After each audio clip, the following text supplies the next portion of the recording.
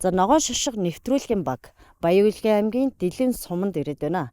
За Дэлгэн сумын одоо яг энэ хэсэг газраас бол буянт гол их аван 200 км урсаар хар ус нуурт зутгадаг гол байгаа юм. За тэгвэл буянт голын ихийг хамгаалахтай холбоотой ямар асуудал үүсэж байгааг ногоон шошго нэвтрүүлгээр хамтдаа харъя. Тунгалаг буянтын үнэгт төв. Монгол орны дархан цаас газруудын нэг Хөгсөрхийн нуруу нь Ховд, Баян-Улгийн аймгийн нутгийн зааг дээр Монгол Алтай нурууны хойд салбар уусаас зүүн урагш 50 гаруй км үржлэн тогтсон томоохон нуруу юм. Харин одоо таны харж байгаа энэ хогийн цэг бол Монгол улсын аялал жуулчлалын тулгуур төвийн нэг гэж зарлан тунхагласан Баян-Улгийн аймгийн Дэлгэн сумын хамгал хог хаягдал бохироо зутгадаг газар. Бүр тодорхой хэлбэл усны сан бүхий газар. Буянт голын их хар усны голын онцгой хамаалтай бүсэд 1970-аад оноос эхлэн хог хаягдал нэмэгцээр талбай хэмжээ нь хэдийн 70 гад төгчээ. 74 онд бид нарын хүүхэд байх үед энд нүүж ирсэн байна. Тэр нүүж ирснээс хойш бүх хог айлууд энд одоо асгадаг. Тэгээд яг сумын төвлөр бол ерөнхийдөө нэг 2 баг байгаа. Хоёуланд нь одоо 700-аад өрх байна.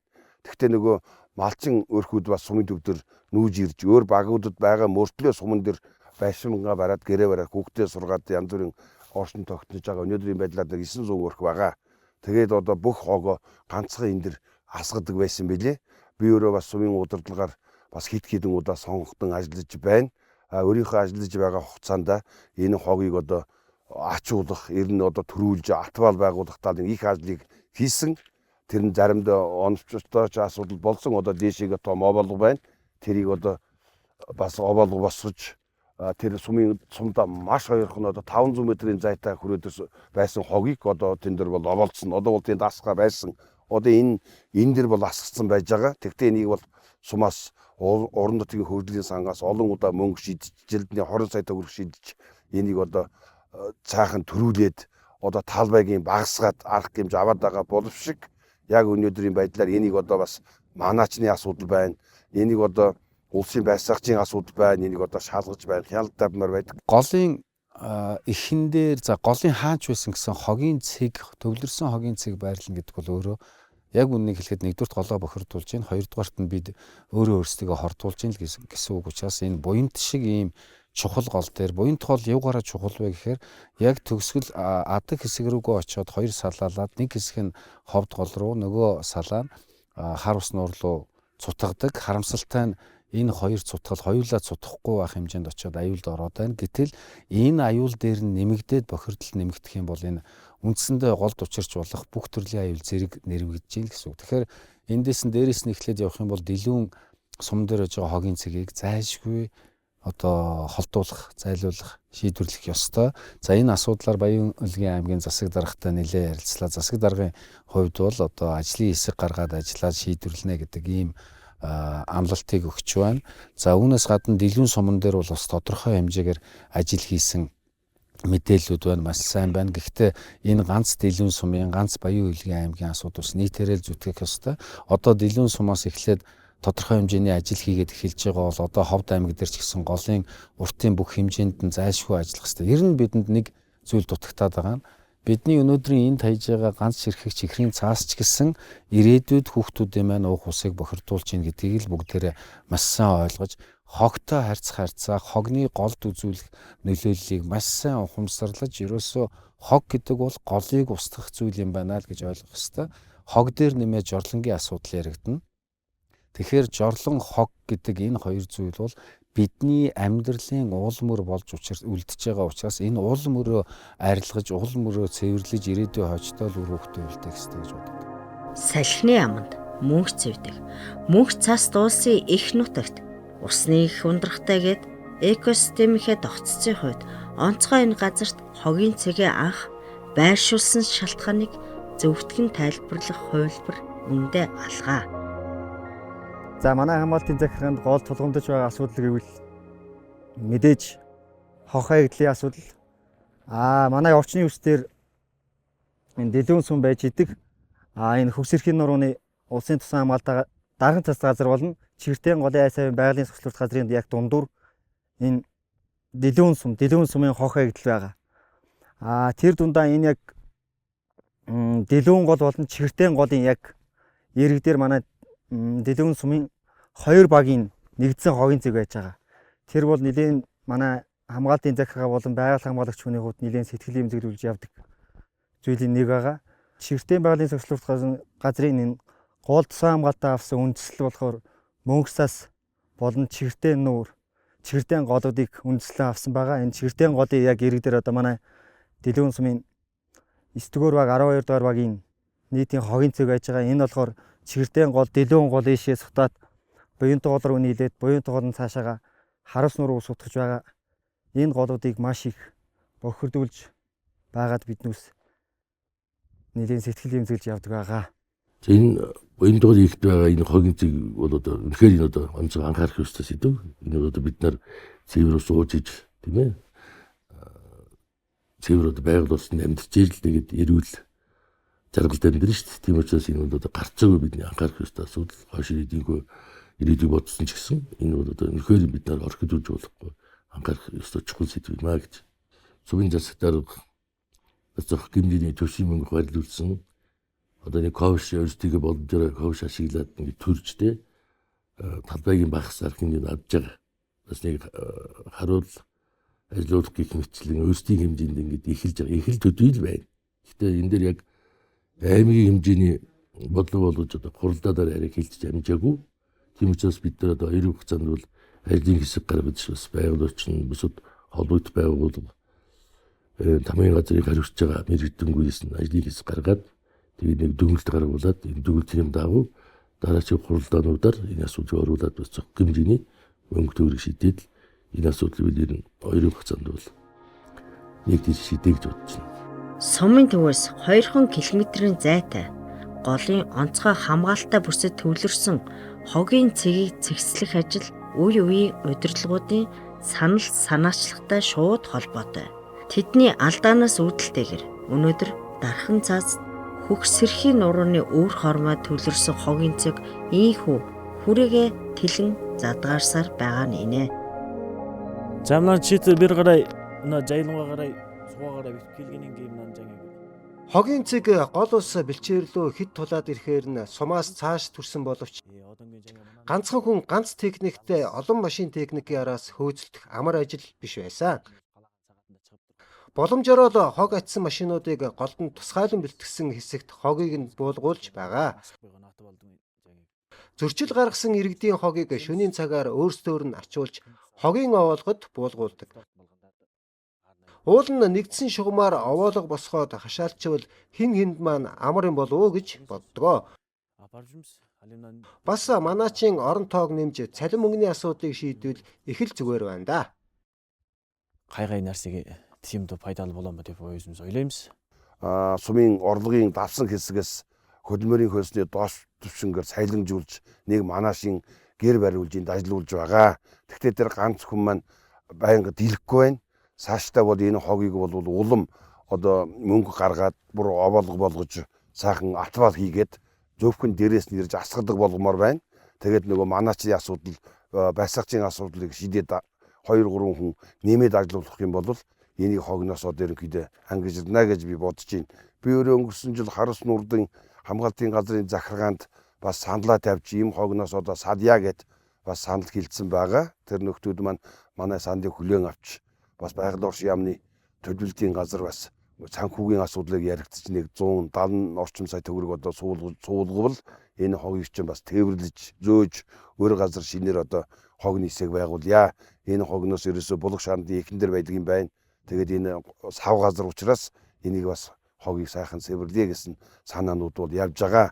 Энэ жилийн хувьд бас орон нутгийн хөгжлийн сангаас сумын хэмжээнд бас камержуулах асуудал яригдаад сумын төв дээр нэг 12 камер тавиулахаар иж бүрэн камер тавиулахаар яригдсан байгаа. Сая тендер нь зарлагдсан, компаниуд навцсан байгаа. Одоо нэг 360 градус зэрэгдэх нэг хогийн камерыг энд байршуулахаар шийдвэрээ гарцсан байж байгаа.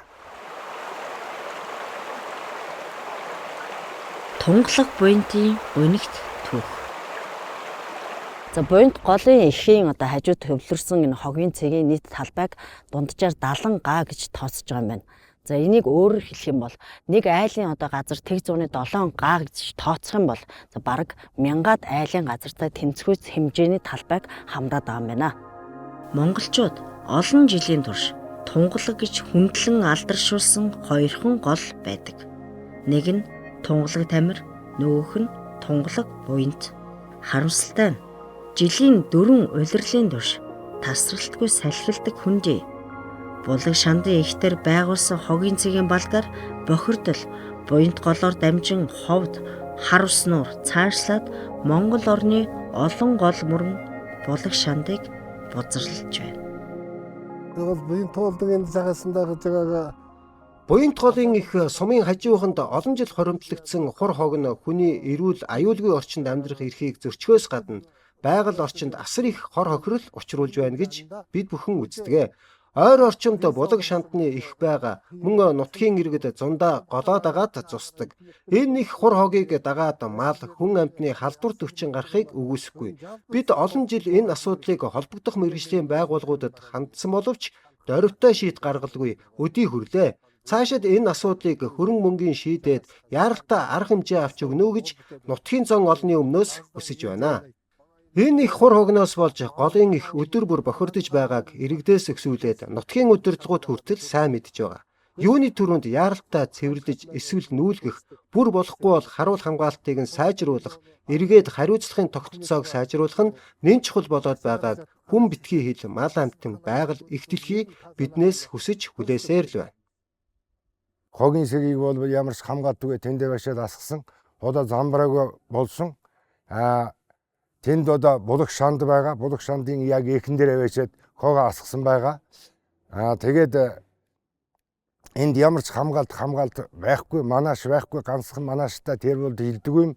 Тэрнийг жил болгон одоо ингээд сумаас баахан биш л дээ. Ярина. Жоох мөнгө төгрөг гаргаад одоо тэрнийг бол нэг бэлдүүзерээр төрдөг хийн. Тэгтэл бол тэр амжилтанд хүрэхгүй байгаа. Тийм учраас бол энийг хог 100 бол айлууд бол ирээс очоод булгийн эхэн дээр зусдаг. Тэгээд ихсэн малын цэг одоо янз бүрийн хог тэнд бол ихээр асгсан учраас бол өнөр ханаар хүний эрүүл мэндэнд хортоо нөлөө үзүүлж байгаа тал бий. Үүндээ энэ бүсэд яг хэдий хэмжээний бохирдол үүссэн. Ховд буйнт голоор дамжин хичнээн төрлийн нян ялгадас урсаж байгааг наривчилж ядаж ерөнхийдэн тогтоосон барин 50 хилжих нэгч баринд нэгч судалгаа өнөөдөр алга. Бохирдол данганц энэ хогийн цэгээр хязгаарлагдсангүй. Аялагч, жуучлагчдын цуваа нэмэгдхийн хэрээр цусландаа тухалдаг айл өрхийн тоо өсөхийн хэрээр хог хаягдал нүхэн жорлонгийн бохирдол ностой төвшөнд ярдж эхэлсэн байна. Иргэний хувьд бол бодж байгаа юм бол ерөөсөө тэрнийг бол засагаас мөнгө төгрөх гаргаж өгöd энийг ачаад ачхгүй бол том одоо атбал хийгээд тэгээд одоо бөгнүүлээд одоо ишнэн тушнэн газрыг бол тэр авч байгаа малын бэлчрийг сүйтгэж байгаа. Тийм учраас бол тэрнийг бол хураагаад нэг юунд хөргөвөл бүр сайн байна. Хоёр дахь асуудал бол тэрний гадна талд одоо хашаа эсвэл туран хашаа шим уу одоо тэрийг тиймэрхүү юм хийхгүй бол одоо замбраагүй ганцхан манаштай байгаа. Нэг хэсэг нь манаш нэнтэлд явж байхдаа нөгөө талаас нь аваад хог асгачдаг тал их байгаа. Тийм учраас бол манашийн тоог нэмээд тэрнийг гадна талд хашаатаа болгоод тэрнийг бол хогийг бол нэгмсэн одоо хураагаад бөгнүүлээд атбал болгоод том атбал болгоод эзэнтэй болгол сайн байна. 70-аад оноос үүссэн юм 70 гаруй метр квадратыг эзэлсэн юм хогийн цэг байгаад байгаа. Энэ асуудлыг бол өнгөрсөн жилээс эхлээд нэлээд эрчимтэй асуудлыг үндсэн дээр энэ жил бас аймаг орон нутгийн түвшинд авч хилцээд бас сумын тодорхой хэмжээний төсөв тавиад явж байгаа. За байгууллагч уур амьсгалын өөрчлөлтийн яам дээр бас асуудлыг хөндөж энэ жил бас төсөв батлуулахаар ингээд санал хүсэлт өгөөд явж байгаа. Буйнт голын цуслангийн бүсэд нийтдээ 1500-аас 2000 айл барах цагаар зусдаг. Тэгээд яг ингээд аймаг орон нутгийн түвшинд авч хилцээд нэг эконой сурлуулсан боловч тэр нь яг стандартын шаардлага хангахгүй хөрсөндөө нэвчдэг. За тэгээд өвөл яг цуслангийн айлууд одоо намартаа дотгошоо орсны дараагаар нөгөө нэг нойлын соруулдаггүй эргээд балуу өвлжөнгөө тэндээ ингээд цусаад байждаг хүмүүс ингээд тэлхэд байж л идэг ийм асуудал бас байгаа. Бас нэг асуудал. Газар тариалан эрхлэгчид, тарус тариалагчид ховд голоо харилсангүй. Усжуулалтын системийг шинжлэх ухааны үндсэлтэйгээр тооцоо судалгаатай хийгүйс болж олон гол горих булаг шанд ширгэж үгүй болох суурийг хэдийнэ тавьжээ. Олон төрлийн химийн бордоо, хортон шавж устгах бодисын замбраагүй хэрэглээ. Монгол орны гол нуурыг бохирдуулагч нэг их үсэр болоод байна. Цаашлаад тарус тариалагчдын гол хэрэглээ болсон пленк, хар гялгаруудны хэрэглээ өнөөдөр голын айл савын экосистемийн тэнцвэрт байдалд шууд нөлөөлж эхэлснийг дуулая. Газар тариалан эрхлэгчид маш их байдаг. Тэгээд эргээд нөгөө манай аймагчин бас шивга тарвсаараа брэнд болгоод явцдаг. Тэгээд тарвсаа тариалахын тулд пленк гэдэг одоо нөгөө гялгар хар цаасыг ашигладаг. Эргээд тариалан эрхлэгчид маань тэр цаасаа цэвэрлдэггүй. Тэр нь ингээл жил өнжөөд өгрөөд муудаад одоо байгаль орчинд хаягдаад эргээд яг ингээд хүний нүдээр харахад бол ерөөсөө ингээ илт ингээ цөлжилт явагдаж байгаа нь бол харагддаг. Энэ бас манай буянт хоол дээр бол маш их том асуудлыг бас заавуулж байгаа. Гялгарууд ямар хортой вэ? Нар салхины нөлөөгөөр гялгарууд жижиг хэсгүүдэд хуваагдаж, шүлтлэг орчин үүсгэн хөрсийг өгчүүлэн хөрсний усыг хордуулдаг. Хөрсөнд хэрэглэдэг нийлэг ууднаас хүнд металлын болон нарийн сорьц авахд бичил биетийн тоо зөвшөөрөгдөх хэмжээнээс 5 дахин их гарсан судалгаач бий. Тэрчлэн 500-аас дээш жил хөрс усыг хордуулдаг төдийгүй шатаавал автомашины дугуйнаас ч илүү их хор агаарт цацаж 8-9 үеийг дамнан хордуулах аюултай. Ийм хороор хүм малгүй нутаг усаараа голоор дамжин бид бүгд амьсгалж ундаалж байгаагаа мартаж болохгүй. Дэлүү сумын хогийн цэг нь үндсэндээ 50 гаруй жилийн турш хоримтлагдсан хогийн цэг байсан. Тэгээд улсын тусгай хамгаалалтаа газар нутагт дээр одоо хориотой мөн одоо ер нь одоо монголчуудын уламжлалт байгаль хамгаалалт талаасаа ч гэсэн одоо гол булгийн их дээр одоо байрласан ийм хогийн цэг хог хаягдлын хуулийг ч гэсэн зөрчсөн ийм хогийн цэг байсан. Тэгээд талууд буюу одоо сав газрын зөвлөл сумын одоо сум орон нутаг мөн одоо аймгийн гэмт хэрэгээс хүрээлэн борчноос гэмт хэрэгээс урьдчилан сэргийлэлтийн зөвлөлтийн байгаль хамгаалах сан гэх мэт талуудын оролцоотойгоор ямар ч байсан энэхүү хогийн цэг олон нийтийн анхаарал төрчин булгийн их дээрээс хогийн цэгийг зайлуулах ажил баг багаар ч гэсэн хийгдэж байна. Тунгалаг буянтын өнөгт түүх. Буянт голын эхийн хогийн цэг орчноо бохирдуулаа зогсохгүй хэн бүхэн хадгалан хамгаалах учиртай түүхийн үнд олдврыг булж эхэлсэн байна. Судлаачид хэрэгсүүрээс тухайн үеийн ёс заншил хэв маяг цаашлаад ДНХ генийн шинжилгээгээр олон асуултын хариуг авдаг гэд яахааргүй манай түүхийн үнд олдврын нэг билээ. За буянт голын ихтер төлөрсөн энэ хогийн цэгийн одоо захаар ингээд ороход л одоо 10 гаруй хэрэгсүүр ингээд наацх нь харагдаж байна. Хог нь дарагдсан, булагдсан, одоо хусагдсан гэх олон жишээ эндээс харж болох юм байна. Хэрэгсүүрийн дархалтын төв соёлын голомт нь баруун Монгол Алтай аймаг бүс нутаг. Тэр тусмаа дан хэрэгсүүрээс бүрдсэн томоохон цогцлбор Монгол Алтай аймаг бүс нутагт элбэг тохиолдгоо. Энэ утгаараа Өөхтөхийн үнд олдвортой газруудыг орон нутгийн тусгай хэрэгцээнд авч хамгаалах асуудал өнөөдөр онцгой анхааралд байгаа. Тунгалаг буянтын өнөгт түүх. Баян Улгийн аймгийн хэмжээнд тулгамдсан нэн даруй шийдвэрлэж шийдэх учиртай бас нэг чухал асуудал нь усны сан бүхий газрын хамгаалтын бүсийн хөлийн цэсийг тогтоох, ус хангамжийн их үүсвэрийн зураглалыг гаргах ажил. Уг нь байгаль орчны төр болон төрийн бүс байгууллагын зүгээс өнгөрсөн жилүүдэд бараг 4 жуулдаа энэ асуудлыг шийдвэрлэхийг удирдлагуудад хүсэлт тавьсан байна. Гэвч шийдсэнгүй. Баян Улгийн аймаг бол Алтай Таван богд уулаараа бол аялал жуулчлалыг идэвхтэй татдаг газар. Зуны турш бол аялал жуулчлалд маш их ирдэг. За энэ утгаараа одоо жишээ нь Цэнгэл суман дээр гэхэд яг гол дотор гол нь ингээд горхин ингээд хажууд нуусчаад иргэдийн гараараа гаргасан 0 нөхөн жорлонгууд маш их байдаг. Энэ асуудал одоо ингээд сав газрын захиргааны зүгээс бол ингээд хамгаалтын бүсээ тогтоогоод авчих юм бол эргээд эндээ хяналтаа тавьж чаддаг, хуулийн эрх зүйн орчинд бүрдээд ирэхээр бид нэ шаардлага тавьж чаддаг юм орчин бий болох гэдэг юм. Тэгэхээр Баян-Үйлгийн аймагт ерөөсөө хамгаалтын бүс тогтоох асуудал маш чухал болоод байгаа. Юутач одоогийн удирдлагууд ажлын хэсэг байгуулж шийдвэр гаргахаа амлалаа. Тэрчлэн Баян-Үйлгийн аймгийн дунд сургуулийн эко клубын хүүхдүүд буянд ховд голоо хамгаалах асуудалд онцгойлон анхаарч шийдвэр гаргагчдад нөлөө үзүүлэх ажлыг эхлүүлжээ. Баян-Үйлгийн аймгийн хүүхдүүдийн мини парламент маань үндсэндээ шийдвэр гаргагчдын одоо сонорт хүүхдийн дуу хоолойг хөрөх зорилготойгоор одоо үйл ажиллагаа явуулж байна. 2025 оны тухайд 6 ажлыг төлөвлөж хэрэгжүүлсэн. Энэ удаагийн 2 дугаар хуралдаанаараа ховд голоос миний амьдрал ихтэй сэдвийн хүрээнд ирнэ.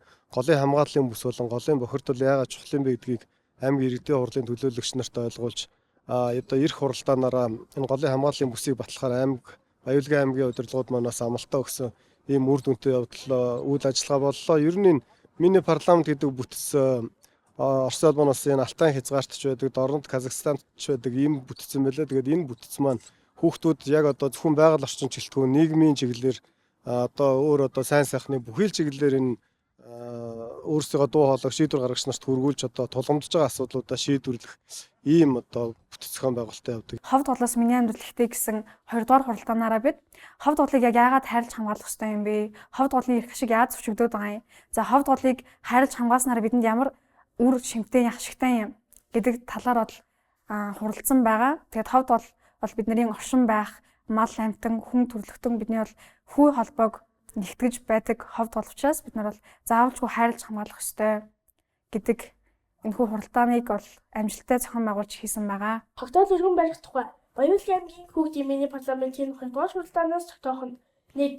Мини парламентийн 2 дугаар хуралдаанд оролцсон төлөөлөгчдийн орлогын саналаар ховд голын усны сан бүхий газрыг хамгааллын бүс тогтоож хуулийн хэрэгжилсэн хангуулан ажиллах тухай саналыг аймгийн засаг даргад өргөн барьсгаа.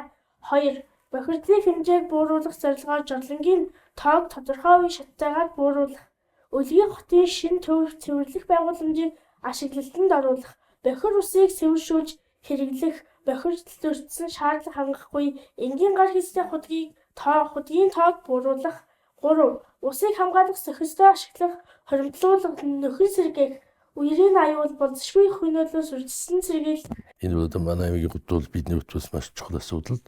Тийм учраас энэ одоо саштайг та нарыг өгсөн одоо чиглэлийн дагуу аймгийн одоо иргэдийн төлөвчдийн хурлын хуралдаанд тийм ээ хэлцүүлээд одоо дурдварсан ажлуудыг хэрэгжүүлэхийн төлөө хамтарч ажилланаа. Баян-Үйлгийн аймгийн суур тавигдаад 85 жил болжээ. Харамсалтай нь алсын хараатай хот төлөлтийг энэ аймагт анханасаа анзаарч анхааралгүй өдийг хүрсэн байх юм. Тэр тусмаа голын айсав усан сан бүхий газарт суурьшлын бүс бий болсноор одоо бас ирээдүйд ямар эрсдэл үүсгийг хэрхэн хамгаалах асуудлыг Баян-Үйлгийн аймаг мартжээ. Аймгийн төвөхийн хойно салхины ам тархин дээрээ байгуулсан цэвэрлэх байгууламж нь гэтэл ууршуулах байдлаар арга зааж өнөөдрийг хүрсэн байна. Үлгий хотод ирээд ингээд ажиллаж явах үед харамсалтай нь бусад аймагуудад, бусад аймгийн төвүүдэд хот суурин газар ялангуяа Улаанбаатар хотод ажиглагддаг тэр байдал мөн л хэвээрээ ажиглагдаж байна. Тэр нь юу вэ гэхээр жорлон. За одоо байгаа энд ирсэн мэдээлэлээр нийт 10,000 гаруй өрх байлаа гэж бодоход тэр өрхийн 20% нь төвийн шугамар усаар холбогдож байгаа юм байна. 80 орчим хувь нь өөрсдөө худгаар усныхаа хэрэгцээ хангаж байна гэсэн үг. Гэтэл худгаар усны хэрэгцээ хангаж байгаа газарт яг тийм хэмжээний жорлон байна л гэсэн үг. Тэгэхээр нийт аймгийн өрхийн 80% жорлонтой байна гэж тооцох юм бол энэ газар одоо тэр худгийн ус цэвэр ариун байх боломжгүй гэсэн үг. Дээр нь цэвэрлэх байгууламжийн асуудал. Зөвхөн энэ дээрээ цэвэрлэх байгууламж дээр нь ажиллахын өмнө ирсэн мэдээллүүдээр энэ цэвэрлэх байгууламж энэ чигээрээ явах боломжгүй. Энийг яаралтай хааж шинжлэх ёстой гэдэг ийм байдалтайгаар ирсэн. Азар харин энэ оны 2025 оны 7-8 сард ашиглалтанд орохоор Польшийн хөнгөлөлтөд тусламжтайгаар энэ шин зэвлэх байгууламжийн асуудал 20 орчим тэрбум төгрөгийн хөрөнгө оруулалт хийгдээ явж байгаа юм байна. Энийг маш яралтай хурдан дуусгах шаардлагатай. Цэвэрлэх байгууламжаас ялгардаг өмхийн үнэр таны эрүүл мэндэд хэрхэн нөлөөлдгийг мэдэх үү? Өмхийн үнэр нь бөөрийн өрөвсөл, элдв төрлийн харшлын өвчлөлийн суурь болдгийм байна.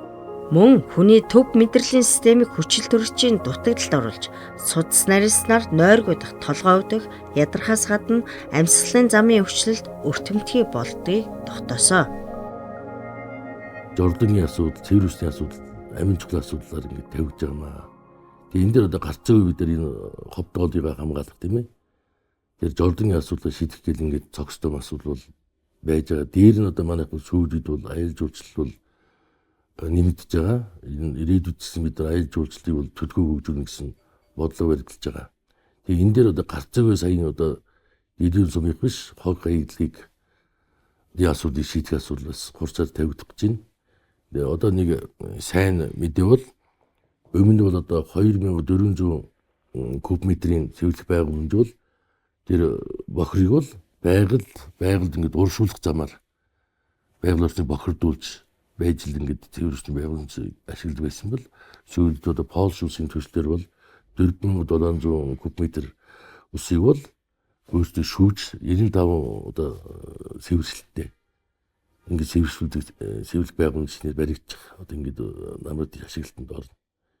Дээр нь одоо ингээд ховдголын их тийм ээ таван богдын аял жуулчлалын чиглэл дээр бид нар бас хог хаягдлаар онцгой анхаарна. Энэ дээр бас хувийн хөвчлүүд манайд одоо аял жуулчлалын сайн компаниуд байгаа. Эдгээр өөрсдөө шин биднэртэй хамтарч энэ асуудлыг шийдэх талаар бас төлөвлөлт хөтөлбөр боловсруулж ингээд зохих хэмжээний бас мөнгө төгрөг зарцуулж өнгөрсөн онуудаас нэг отог тийм ээ жуулчдын явах отоглох газрууд дээр эко жордон барих асуудал бол бас хэрэгжиж эхэлж байгаа. Тунгалаг буянт гол нь хөгсөрхийн нурууны салбар улсаас их аван 172 км улсаар ховд хар ус нуурыг тэтгэдэг буянтай гол. Харин ховд гол Төв Азийн гадаш урсцгүй ой савын голууд дотроо хамгийн их устдад тооцогддог мөрөн. Монгол ултай нь тэргүүн оргил зүүн өмнөд мөсөн голоос их аван олон гол горих нийлүүлсээр их нууруудын хотхорыг тэжээн тэтгэдэг. 21-р зуунд нэг сумын ихэн дээр нэг хотын төгсгөл дээр зүгээр хөрсөн шингээх байдлаар өөрсдөө хуурч цэвэрлэх байгууламжийг хуурч явдаг цаг бол өнгөрсөн. Технологи энэ өндөр хөгжсөн байхад газар ухаад бохир усаа хийчээд тэрийг цэвэршүүлж ийна гэж боддог нь нөгөө эргэн тойронд байгаа хөрсөөрөө дамжуулаад бүх хүмүүсийг хортуулж ийн голоо хортуулж яана л гэсэн.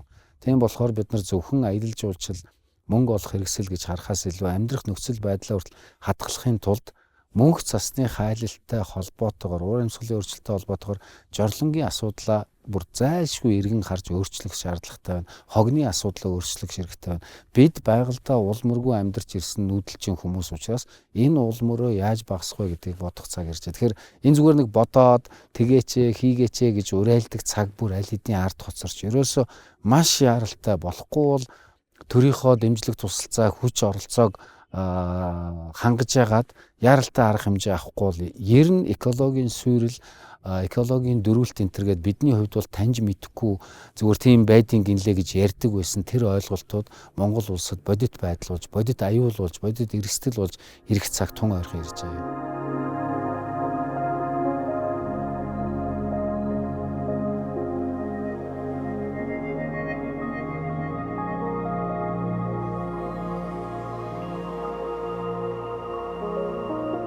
Буянт голын гунигт түүхийн өнөөдрийн байдал юм байна. Дотортой ажиллаж амьдарч аз жаргалтай өвчин зовлонгүй байхын тулд хүрээлэн буй орчноо хэрхэн хамгаалахаас шууд шалтгаалдаг. За тэгвэл буянт голын эхийг хамгаалах ажил тун удахгүй боддоор хэрэгжинэ гэдэгт найдаа.